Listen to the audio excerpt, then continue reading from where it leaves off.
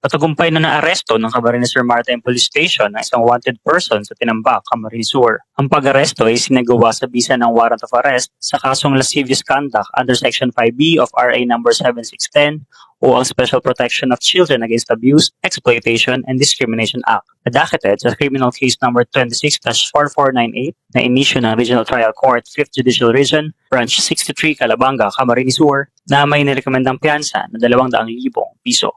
Pinaalam sa na-arrest ng individual ang dahilan ng kanyang pagkakaresto at ang kanyang mga karapatang konstitusyonal sa wikang lubos niyang nauunawaan. Dinala siya sa Camarines Sur Maritime Police Station para sa kaukulang dokumentasyon at tamang disposisyon.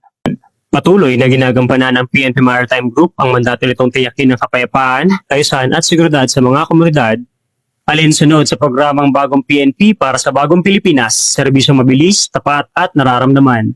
Mula dito sa Camarines Sur Maritime Police Station, ako si Police Staff Sergeant Joel Morino, alagad ng batas, taga-taguyod ng Balitang Pulis.